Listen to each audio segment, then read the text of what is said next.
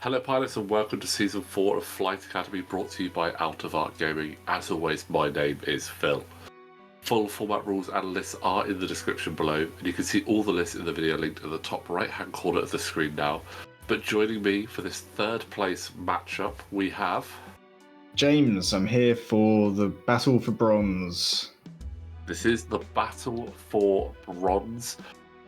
It's going to be a tough one, because it's B-Wings, and B-Wings are always tough. We've talked about it before. There's a lot of health there. It's Conor and the Stress Boys. I mean, I don't know if he calls them the Stress Boys, but that's just what I call these two. I mean, what else would you call it? Stress Boys or Stress Bros is, I think, what I most commonly call them. But I'm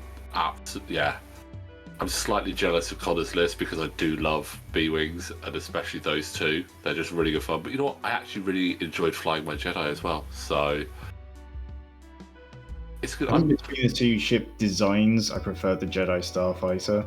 The B-Wing is such an odd-shaped ship. Like, it's interesting, but I wouldn't want to own one if I was in the Star Wars universe. Like, give me something that looks like a little dagger ship any day. Yeah, it looks like it'd be awkward to park for a start.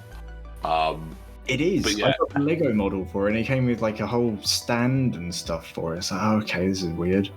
Yeah, I mean, it's huge, but again, it's really cool. But we've got a great matchup here. This is a bit of a revenge for Conor. I did manage to take the victory in our Swiss game, so he's looking to get some revenge on me, and I'm hoping that I can go one better than I did in Season 3 and get that third place. Zooming at him, going full on aggression, getting those locks in early. It's something I thought and did in our first game, which is I wanted to get into a position to get those locks before he did, because I know how powerful those B-Wings are, and I wanted to be able to get in, hopefully get some good damage in. Get an engagement before you allow him to double shoot and get fire control systems. Yeah. Fire control, auto blasters, marksmanship, all of that crazy shenanigans. I wanted to try and do some damage, and if I'd have got bullseye, it would have been amazing. Oh, hit crit there on 210. I'll take that. Although it's shields, but... Yeah, it's always like, oh, I got crits, and then you look up and it's like, oh, wait, no, they got shields, never mind. I mean, if it was salvage mission, that would be brilliant, but this is just straight dogfighting. Yeah, I think the other scenarios, I mean, it could work if you, like, scale down the number of tokens on the board and stuff, but we're here for dogfights. We're here for... I did think I was toying with the idea of doing it as like a smaller variant of chance engagement. It was the only one that seemed to really fit. But in the end, I just went, you know what? Token in the middle. I mean, with the games we've seen, I think everyone would basically just be on the objective at that point anyway. So it was just much better to go straight for it. But yeah. First engagement, couple of shields off of 10 there, shield off of Obi-Wan. This is where I've got to be careful. Going for the stress, no target lock. Okay. You know what? I'm kind of okay with that. How slow can the Jedi move? They can do a one bank. Okay, so the 2 forward. I mean, yeah, I guess the 2 forward might allow a shot there. I mean, with the positioning of the B-Wings, one of them will have a shot. Yeah, I mean, that's a great catch-all position there for them. Weird, it's like a reverse pincer maneuver. Yeah. Pincer yourself so closely that you just shoot past your wingmate. It's an interesting strategy. And I think, right there, I don't know, maybe if you'd gone a little slower, he might have had a shot with both of them. But with that barrel roll, you've definitely denied maybe both? Braylen 100%, and yes, I think with Obi-Wan, I am fully out of arc there, which I'm okay with. I mean, you definitely weren't getting a shot, so you may as well at least try and deny one. And this is going to be this is a tough one. Ooh. I'm not sure if... I don't think she has a shot on Braylen there. No. So... And even if I did have a shot, I still think the better option would be to barrel roll away and get out of that bullseye. Oh, yeah, the bullseye, of course. Yeah. Oh, boost. Okay. Boost, okay. I think you still don't have a shot, though, do you? No, I don't have a shot. You move from one bullseye to the other. Yeah. But then again, Addy was target locked by Braylen. I think getting out of that target lock zone was the ideal, and then that seems good. Barrel rolling away from range 1 from 10 there and the bullseye. Yeah, what's 10? Well, actually 10. Well, marksmanship, I guess. Yeah. As well, auto blasters. I always forget exactly how they work, but I think if you're in the bullseye yes, I looked at it, I was like, oh, auto blasters aren't a bullseye gun, but they get an effect at the bullseye, don't they? Let's have a quick check on how that is. If the defender is in your bullseye, roll 1 additional dice. During the neutralize result step, if you are not in the defender's forward arc, evade results do not cancel crit results. That's the one. But a strong combination with marksmanship. Yeah, coming out of that, not taking any damage, which was handy. No, I don't. Too elusive. I don't know how many times that combination has actually come up in this tournament. I don't think it's come up very often, but no. It's still a very strong double tapping weapon. Oh, definitely, yeah. Like it is very powerful. I mean, even if you, I think most times he's had the bullseye, the other ship has had him in the arc, but these B-wings have been okay. They've not been disinclined to joust, shall we say? Also, you know what I was saying about that like reverse pincer maneuver, that one of them will get a shot. Well, literally only one of them got a shot because you did barrel roll out of the way of Braylen. I had to use a lot of force to do it, and that was a great position from Numb there, just to bumped Addy there. So Addy bumped into 10, but Obi-Wan now has a lovely. Like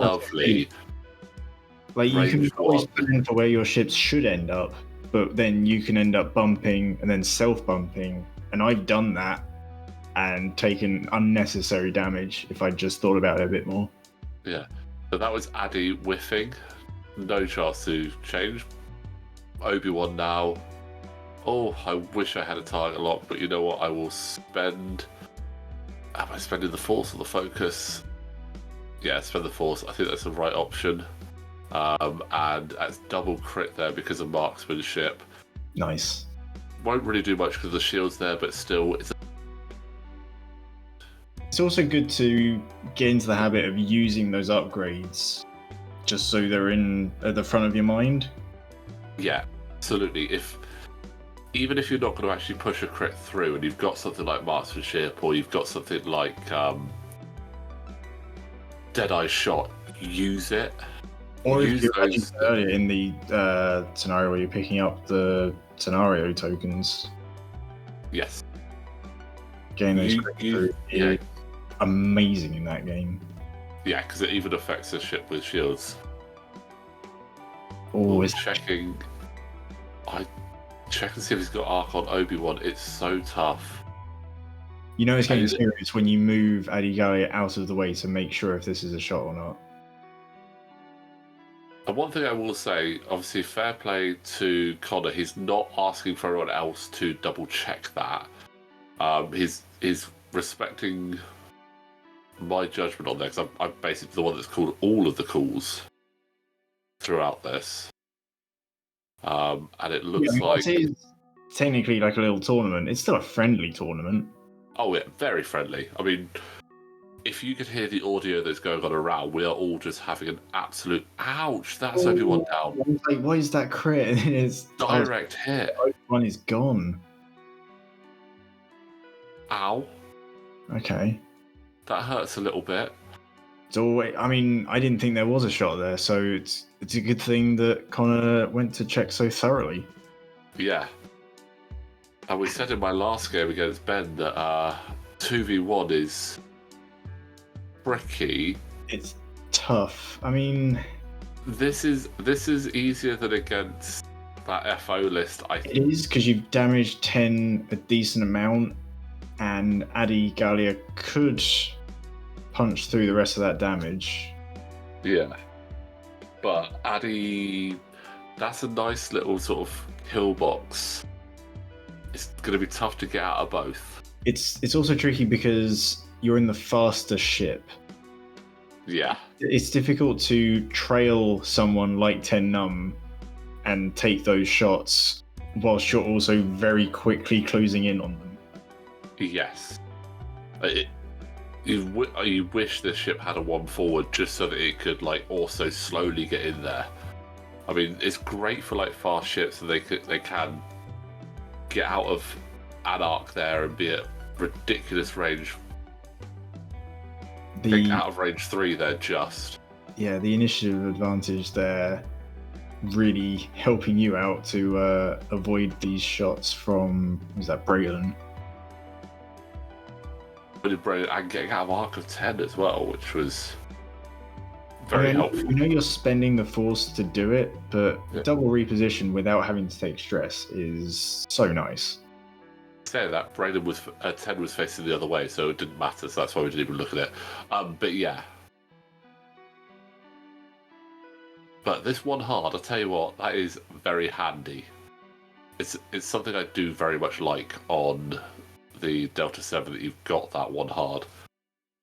Yeah, not many of the ships I usually fly have it, and whenever I do fly a ship with a sharp one, I go, oh, you can do that. Oh, neat. I will never remember that. I think a white one hard is arguably in the top 5 moves of the game. A blue one hard is in the top 2. The moment we get a blue stop, I think, is when we've gone too far.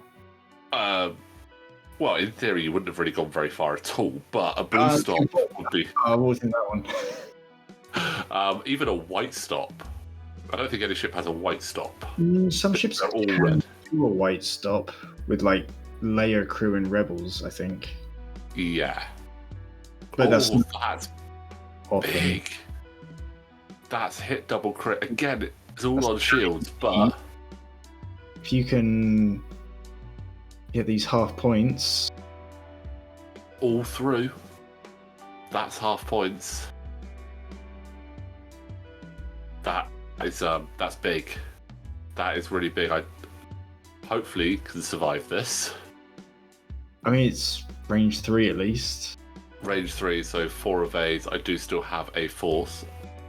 Potentially could be hoping that I have brilliant evasion. Is Conor going to use ion torpedoes? Looks like it's a regular dice, yeah. So that is still shields down on Adigalia. But this is still an achievable objective for me right now. If I can get one of these B-Wings down and keep Addy healthy, not lose another health, then yeah, you can't afford to give up the half points. I feel like you should have some more points on the board, though, shouldn't you? No, because it's half points rounded down. Oh, I always forget that. Yeah. Half points rounded down. So, although they're both 5 point... Oh, so you got to do basically what you just did again. He's kind of with a slightly further apart version we did earlier. Let's see if you stay in the middle. I'm looking at this and knowing what I wish I'd done now. What do you wish you had done? A 5 forward. I kind of wish I'd done a 5 forward, booked out of there and came back in with these B-Wings having to try and disengage from themselves. Oh, okay. I mean, not gonna lie, I think considering the position, yeah, barrel roll gets you range 1, gets you the bullseye, gets you further away from 10. Got the target locks, so... And yeah, you got the lock on that one as well, so... And that's 4 hits. I mean, you got to spend your focus for it, but Yeah. that could be a kill. Oh, it's not. Oh, 1 away. That means I've got to survive 4 shots Conor, with no mods. this is it for Conor. If he doesn't get it here, like what's happened? I'm one with the Force, and the Force is with me. You're not flying Chirrut, who I shouldn't be flying anything because he's blind. But he's one with the Force. And the Force is with him.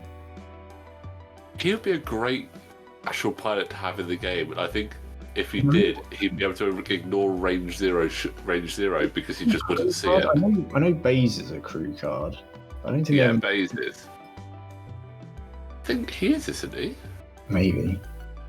A quick search. If he is, he doesn't get used a lot. He's not coming up on anything on search. Oh, that's 2 damage. I want it to work really well with Baze's card ability as well. Yeah. Right, can you avoid this shot? No. No. Oh.